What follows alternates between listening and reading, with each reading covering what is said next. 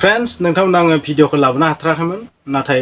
गोबावैबाबो दा नोंथांमोन आं मोनसे भिडिअ लानानै फैदों आरो बेवहाय नोंथांमोन आं रासिया आरो इउक्रेन वारनि मोननैसो आपडेट होगोन दिनैसिम दासिम मा आपडेट दं बेखौ नोंथांमोन आं मोननैसो खिन्थागोन USA UK आ रासियानि जि पेट्रलियाम अइल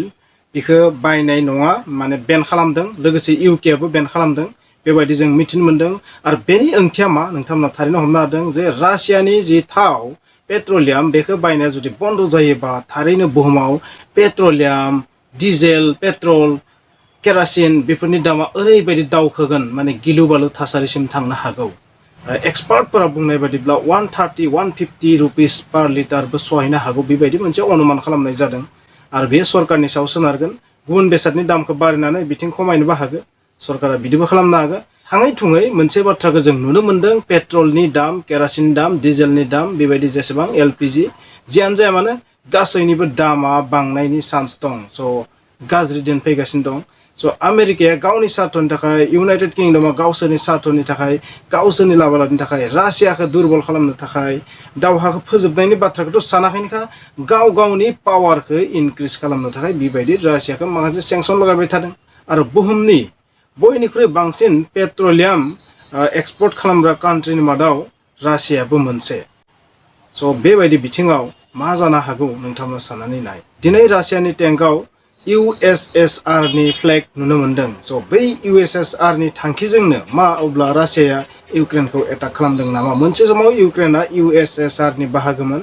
आरो बेबायदि मोन 15 हादराव गावस्रालांबाय USSR आरो रासिया हारसिङै सबसे गेदेर कान्ट्रि हिसाबै थाबाय स' मा अब्ला ब्लादिमिर पुतिन बिथांनि थांखिया थारैनो USSR खौ फिन बानायफिननाय नामा नङाब्ला बिथांमोना दिनै USSR नि जि फिरफिला फ्लेग बेखौ मानो गावसोरनि टेंकआव बिरहोनानै लादों नाथाय बे बाथ्राया थारैनो सरकारनि निर्देशआव जादों ना सोरबा गावनि जसआवनो USSR नि फ्लेगखौ लागायनानै लादों बे बाथ्राया क्लियार जायाखै दिनै रासिया आरो इउक्रेननि गेजेराव सावरायनानै हिउमेनिटेरियान करिडर मोनद' फोसावदों मोन्नैबो हादरा माने बाथ्राखौ सावरायनानै बा मोन्नैबो हादरनि आर्मिफ्रा सावरायनानै मोनद' हिउमेनिटेरियान करिडरनि गेजेरजों बै दावहाथिलियाव फासिनानै थानाय सुबुंफोरखौ दिहुननो थाखाय सेफ जायगासिम लांनो थाखाय बा बिसोरखौ हेल्प खालामहैनो थाखाय बेबायदि मोनसे करिडर फोसावदों बे करिडरफोरनि मोननैसोखौ आं नोंथांमोननो खिन्थानि बलनबाखा इरपिन इज्जियम सुमय मरिउपुल बेबायदि गासै मोनद' करिडर बेबायदि फोसावदों आरो बेनि गेजेरजों मानसिफोरखौ रैखाथि जायगासिम गुबुन गुबुन बर्डार कान्ट्रिफोरसिम लांनायबो जों नुनो मोनदों थारैनो आरो मानसिफोरनि जि थासारि बे थारैनो दुखुनांथाव बेखिनियाव नोंथांमोना गुड निउस होनि दिनै सुमि सोहोरनिफ्राय 600 भारतारि छात्रफोरा फरायसाफोरा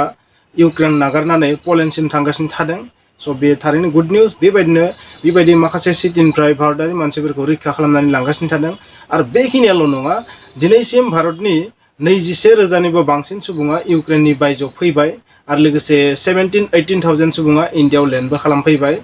इन्डियान सुबुंफोरा लेन्ड खालामफैबाय आरो लोगोसे बेखिनियावनो अपारेशन गंगानि थ्रुयै इन्डिया मात्र इन्डियान मानसिफोरखौल' रैखा खालामाखै बांलादेशी मानसिफोरखौबो रैखा खालामदों पाकिस्तानी मानसिफोरखौबो रैखा खालामदों आरो बेबायदिनो नेपालनि मानसिफोरखौबो रैखा खालामदों स' जायखौ सुबिदा मोनदों बै सुबुंफोरखौनो इन्डियाया रैखा खालामनानै इउक्रेननि बायजोआव लाबोदों आरो बेनि थाखाय बांलादेशनि शेख हासिना बिथांजोआबो धन्यबाद होदों नरेन्द्र मोदी बिथांखौ आरो पाकिस्ताननि सासे आइजोआ माने बिथाङा सिख्ला मानसि बे आइजोआ नरेन्द्र मोदी बिथांखौ धन्यबाद होदों बिथांखौ रैखाथियै इउक्रेननिफ्राय बाहेराव लाबोनायनि थाखाय आरो नोंथांमोना नुबोदों पाकिस्ताननि माखासे स्टुडेन्टफोरा इन्डियाखौ धन्यबाद होबोदों पाकिस्ताननि इमरान खानखौ बिथांमोना गोबाङैनो रागा जोंदों पाकिस्तान सरकारखौ गोबाङैनो रागा जोंदों नाथाय इन्डियाखौ बिथांमोना धन्यबाद होनाय नुनो मोनदों आरो बे थारैनो इन्डियानि थाखाय मोनसे गोग्गाथाव बाथ्रा नङा होमबा जे इन्डिया गावनि फरायसाफोरखौल' सुबुंफोरखौल' रैखा खालामाखै नाथाय गुबुन गुबुन हादरनि बेबायदि मानसिफोरखौबो रैखा खालामदों नाथाय जों नुनो मोनदों इन्डियानि सानैसो छात्रआनो फरायसाफोरानो इन्डियाआव मोनफैखांनानै इन्डियानि सरकारखौ ब्लेम खालामनाय बेबायदिबो नुनो मोनदों स' थारैनो बे दुखुनांथाव लाजिनांथाव मानो होनबा दावहाथिलियाव सोरबा सासे मानसिखौ रैखा खालामनाया एसेबां गोरलै बाथ्रा नङा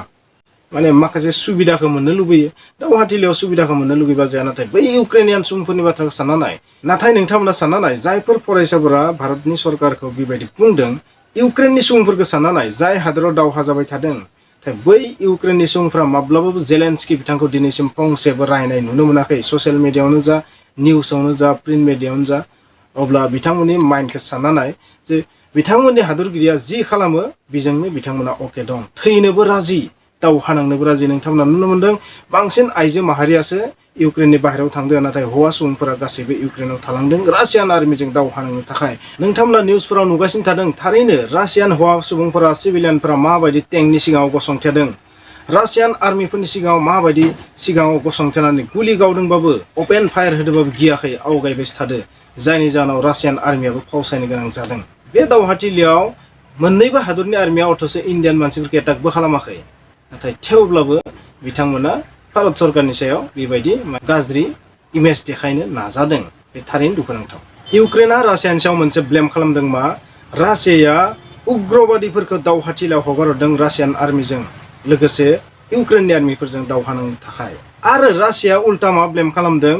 जे इउक्रेना आमेरिका बा सोनाबनि हादरफोरनि मददाव बाय'लजिकेल वेपन हाथियार भाइरास बेक्टेरिया बेबायदि बेराम जाहोग्रा जिउसा बायदिसिना बेबायदि बानायबाय थादों आरो लोगोसे मा डार्टी बम्ब बानायनायनिबो ब्लेम होदों इउक्रेनखौ USA नि मददाव नेट' कान्ट्रिसफोरनि मददाव आरो मोनसे बाथ्रा बुंनो नाजादों ज' बाइडेन बिथाङा USA रासियाखौ मा दावहानि अपराधी जुद्ध अपराध खालामदों होननानै दावहा अपराध खालामदों होननानै बुंदों नोंथांमोना थारैनो मिथिगौ दावहा अपराधिया मा बा दावहा अपराधा मा दावहायारि इनाया मा बर' बुंबा दावहायारि इनाय बै दावहायारि इनाया मा बेखौ डिफाइन खालामनाय जादों जेनेभा कनभेनसन होननाय मोनसे कनभेनसन जादोंमोन आं बेनि एक्जाक्ट मायथाइखौ मिथिया बे जेनेभा कनभेनसनाव मोनसे दं पइन्ट बे पइन्ट बायदि मा दावहाथिलियाव जुदि सिभिलियान सुबुंफोरखौ बा सोरबा दाय गैयै सुबुंफोरखौ जुदि बुथारोबा बेखौ जुद्ध अपराध होननानै बुङो बेखौ बिसार खालामनो थाखाय बेबायदि दायनिगिरिखौ बिसार खालामनो थाखाय ICC होननाय कर्ट दं इन्टारनेशनेल क्रिमिनेल कर्ट बे इन्टारनेशनेल क्रिमिनेल कर्टआव रासियाखौ बिसार खालामनांगौ होननानै USA दाबि खालामबोदों थारैनो माखासे फोरमान थुब्रायबाय थादों होननानैबो बुंदों ज' बाइडेन बिथाङा आरो नेट' कान्ट्रिसफोराबो बे बाथ्रायाव बुंबाय थादों थारैनो दावहायाव माखासे सिभिलियानबो थैयाखै नङा थैदो बे हिसाबै मोनसे दावहा अपराधबो जादों बेयो नाथाय थारैनो रासिया बायदि हादरखौ ICCआ बिसार खालामनाय टेबोलाव लानानै थांनो हागोन कर्टआव लानानै थांनो हागोन थारैनो हाया जाय बोलोगोरा गोहोगोरा बिनि खाथियाव आयेनाबो जेबो ओंथि गैया थारैनो बेबायदि जुद्ध अपराधनि नाम होनानै रासियाखौ USA गावनि जि स्टेटास बेखौ सावलांनो नागिरदों नोंथांमोना बे बाथ्राखौ बुजियो जेब्ला सिरियायाव दावहा जादोंमोन इराकआव दावहा जादोंमोन आफगानिस्तानाव दावहा जादोंमोन बै समावबो माखासे दाय गैयै सुबुङा USA नि आर्मिनि गावनायाव थैदोंमोन मिसाइल एटाकआव ड्रन एटाकआव रकेट एटाकआव थैदोंमोन नाथाय बै समाव USA खौ रावबो जुद्ध अपराधनि बाथ्रा बुंनो हायाखैमोन इन्टारनेशनेल क्रिमिनेल कर्टआव रावबो USA खौ लानानै थांनो हायाखैमोन आरो दिनै बै माखासे बाथ्राया बेवहाय फैगोन बेनिखायनो बिथांमोननि जि बुंनाय बे जाबाय मा गावनि जि इमेज USA नि बेखौ माने गोजौ थाखोआव लांनो थाखाय बाहाना होननानै आं बुंगोन स' नोंथांमोना मा सानो कमेन्ट लिर चीनआबो मोनसे एलिगेसन लगायदों मा नेट' कान्ट्रिसफोरनि सायाव नेट' कान्ट्रिसफोरानो जाबाय गुबै जाहोन इउक्रेन आरो रासियानि गेजेराव दावहा जानायनि स' नेट' कान्ट्रिसफोरा बै मोननै हादरखौ माने सायाव दिखांनानै दावहा नांहोबाय थादों स' थारैनो नेट' कान्ट्रिसफोरा बेनिफ्राय गोजानाव थानांगो बे दावहाखौ फोजोबनायनि थाखाय बेबस्था लानांगो बेबायदि चीननि बुंनो नाजानाय मैया नोंथांमोना थारैनो मिथिनो मोन्दोंमोन पलेन्डआ इउक्रेननो एयारप्लेन हरगोन नङा होमबा नाथाय दिनै जों मिथिनो मोनबाय पलेन्डआ फिन बुंफिनबाय इउक्रेननो जेबो एर'प्लेन हरनाय जानाय नङा थारैनो बे मा फोरमायो नेट' कान्ट्रिसफोरनि मोनसे गिनाय नेट' कान्ट्रिसफोरा रासियाखौ थारैनो गिनाया नंगो नङाबा बिथांमोना इउक्रेननो मदद होनो आरो फावसायलांफिनो स' बे बिथिङाव थारैनो जेलेन्स्की बिथाङा बुजिनो हाबाय जे नेट' कान्ट्रिसफोरनि थिंकिंआ मा बेनिखायनो बिथाङा बुंदों जे नेट'आ माब्लाबाबो इउक्रेनखौ लानो थाखाय प्रिपेयारखौनो खालामाखै नेट' कान्ट्रिसफोरा रासियाखौ गियो नेट' कान्ट्रिसफोरनियाव रासियाजों सौग्रावनो हानाय क्षमता गैया बेनिखायनो बिथाङा मोनसे बाथ्रा बुंबावदों इउक्रेना नेट'आव जइन जानाय नङा बेबायदि बिथाङा बुंदों थारैनो बिथांनि जि माइन्डसेट बे लासै लासै गुरै जानो हमदों बिथाङा थारैनो बुजिबाय USA आरो नेट' कान्ट्रिसफोरनि जि माइन्डसेट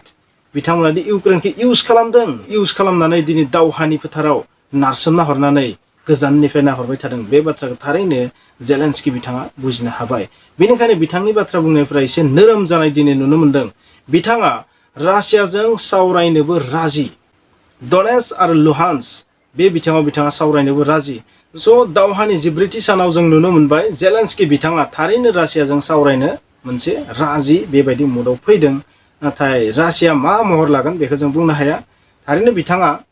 रायलायनो थाखाय राजि। आं बेखिनियाव नोंथांनो फिन बै बाथ्रा खिन्थाबोनि रासियाया दावहा जानाय लोगो लोगो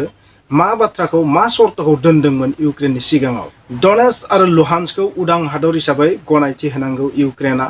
क्रिमियाखौ रासियानि बाहागो हिसाबै गनायनानै लानांगौ, मानो होनबा दिनैसिम गनायाखै इउक्रेनआ। एबा इउक्रेननि जि आर्मि बियो पलिटिकेल पावारखौ आखायाव लानांगौ,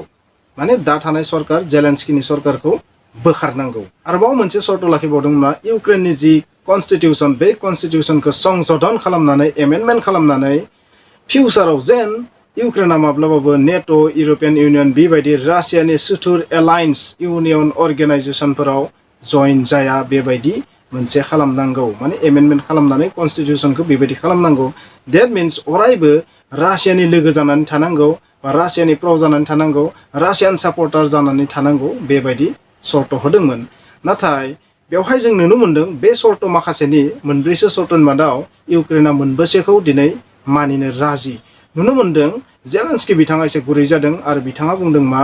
डनेट्स्क आरो लुहान्स्कनि बेलायाव बिथाङा सावरायनो राजि, नाथाय क्रिमियानि बेलायाव बिथाङा जेबो कमेन्ट्स होथ'वाखै आरो लोगोसे सारेन्डार खालामनायनि बाथ्रा जेबो बुंथ'वाखै। सारेन्डार खालामगोन खालामा बेखौबो बुंथ'वाखै बिथांमोना, माने इउक्रेनआ बुङाखै, जेलेन्स्की बिथाङा बुङाखै, बा आर्मिफोरा पावारखौ पलिटिकेल पावारखौ आखायाव लानाय लायनि सोमोन्दै जेबो बुङाखै। स' बुंनो थाङोबा मोनसे पइन्टखौ राजि जानाय बायदि नुहुरदों। आरो कन्स्टिटिउसननि बेलायावबो थिग रोखायै बुङाखै जे कन्स्टिटिउसन एमेन्डमेन्ट खालामगोन खालामा बेखौबो थिग बुङाखै। नाथाय मोनसे बाथ्राया रोखा जे गासैबो बिथिङाव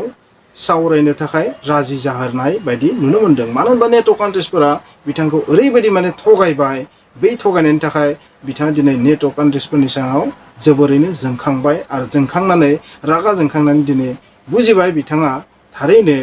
मा गोरोन्थि मावदों। बे 14 दिनाव बिथाङा मा गोरोन्थि मावखो थारैनो हमनो हाबाय आरो हमनो हानानै बिथाङा थारैनो सावरायनो थाखाय राजि। स' नोंथांमोन आं बेखौनो बुंगोन दावहानि दिनै 14थि सानाव थारैनो बे दावहानि महरा एसे नर्मेल लाइनाव थांनाय जों नुनो मोनदों। नाथाय दावहायाथ' जोबाखै। तुर्कियावबो मोननै हादरनि बिदेश मन्थ्रिनि गेजेराव सावरायनाय जानाय बाथ्रा। बे सावरायनायनि सिगांनो जि माने नरम,